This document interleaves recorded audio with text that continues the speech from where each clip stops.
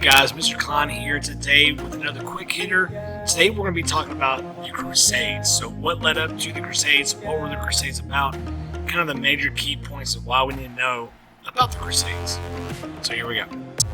So why did European Christians begin the religious wars or Crusades at the end of the 11th century? To answer this question, we need to look at what was happening in Muslim lands at that time. During the 10th century, the Seljuk Turks established a new Muslim dynasty. The Turks were a Central Asian people who had been migrating into Muslim lands for centuries. The Seljuks were named for a Turkish chieftain who converted to Islam in the mid-10th century.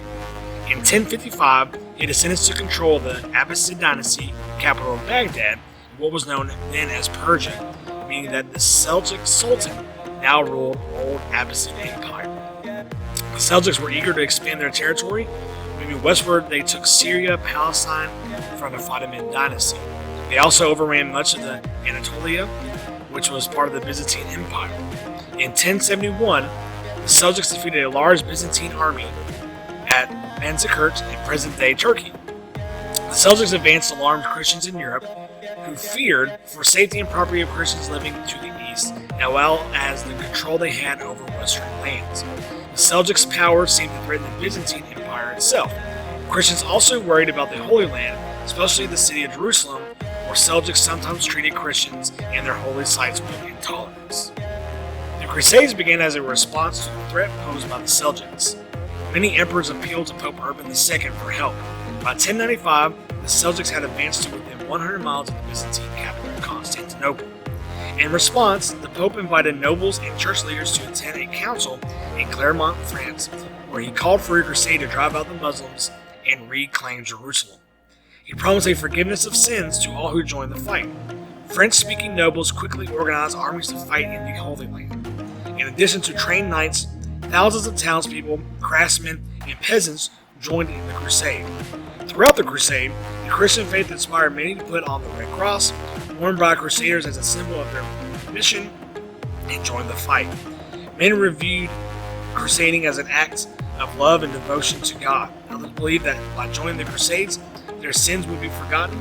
Noble families often spent their own money to embark on crusades without hope of regaining their losses. The Crusades lasted from the first crusade that started in 1096 all the way to the later Crusades that ended around 1291.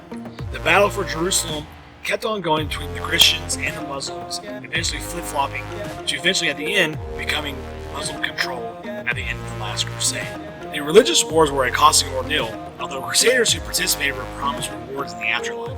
But European Christians also reaped many benefits from the Crusades. Crusaders suffered all the terrible effects of war. Many were wounded or killed in battle, and those that were not often died of disease and the hardships of travel.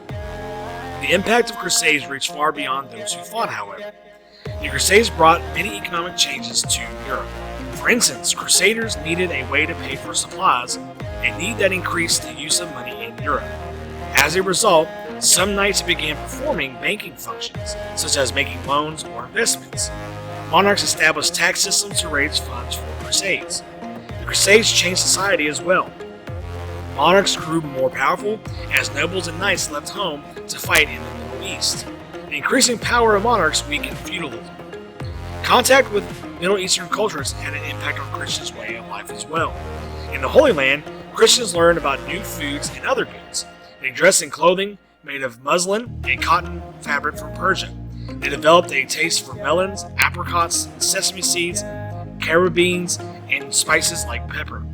After Crusaders returned home with these goods, European merchants earned enormous profits by trading. So just to recap what the Crusades were. So European Christian nations began the Crusades to repel the Muslims and retake the Holy Land. Between 1096 and 1291, a number of Crusades were fought in the Middle East. Crusaders won control of Jerusalem and set up Christian kingdoms in the region. In 1187, Muslims won back Jerusalem. By 1291, Muslims had recaptured all of the Crusaders' cities. And remember, the big takeaway from the Crusades is trade routes were established between Europe and Southwest Asia, which brought on spices and more money for European countries and allowed kings to become more powerful and ended the rule of feudalism. See you guys later.